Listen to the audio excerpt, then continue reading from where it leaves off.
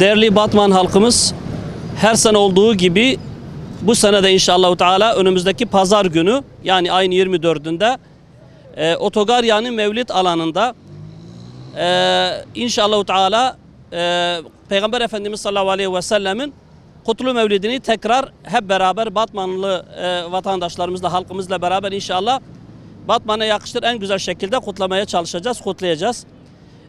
Biz bu programa halkımızı davet etmek için pek çok çalışmalar yaptık. Bu çalışmaların bir tanesi de halkımıza gül dağıtarak halkımızı mevlide davet etmektir.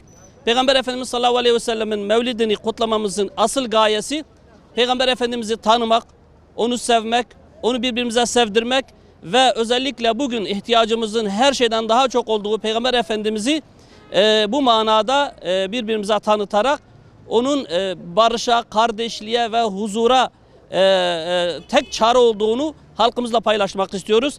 Şimdiden bütün halkımızı bu mevlide davet ediyoruz inşallah Teala. Teşekkür ediyorum.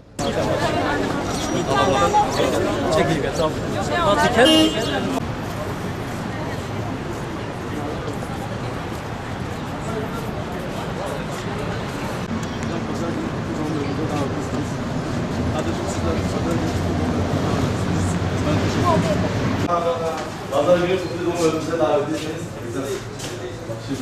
Hacı çuval her şey.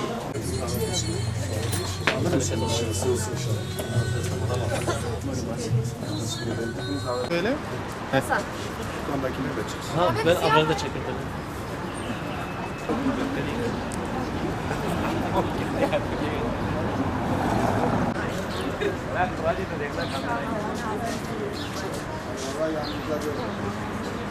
Pazar günü Mevlid alanında, Yeni Otogaryan'ında inşallah sizi bekliyoruz. Peygamber Efendimiz'in kutlu doğumu münasebetiyle. Yeni Otogaryan'ındaki Mevlidimize sizi davet ediyoruz. Saat 1'de, Pazar günü inşallah. Otogar meydanı. Bu pazar günü otobanın yanında bütün doğum etkinliğimiz var. Hepiniz davetlisiniz. Biraz. Pazar günü otobanın yanında bütün doğum etkinliğine hepiniz davetlisiniz.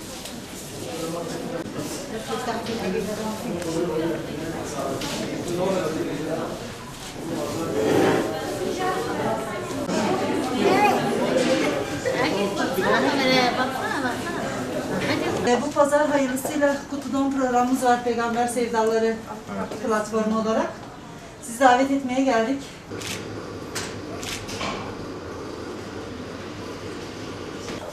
Bize ortak bir tane vermeniz yeterli. Yani diğer arkadaşlara etkilerimiz var. Geçmiş olsun. Allah şifa versin inşallah.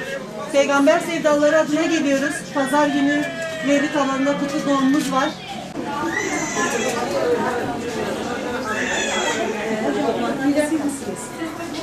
Peygamber Efendimiz'in teşrif etmelerini sevindirdik. İnşallah hep beraber bir arada. Zaten bir tane alabilir miyim? Ben yerim, seni yerim. Dur ben alayım. Dur ben alayım. Geçmiş olsun.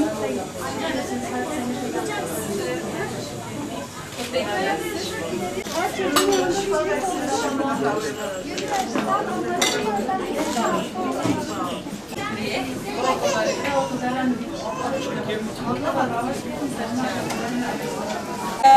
İnşallah pazar günü bekleriz. Maşallah sevgiyle bir kalp geldi. Pazar günü bekleriz inşallah. Ama sayılır.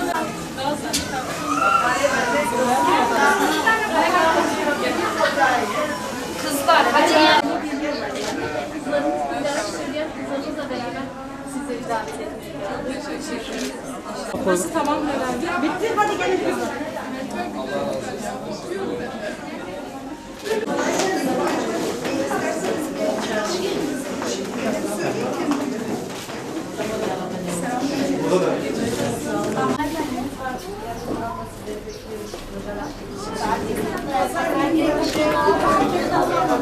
Pazar günü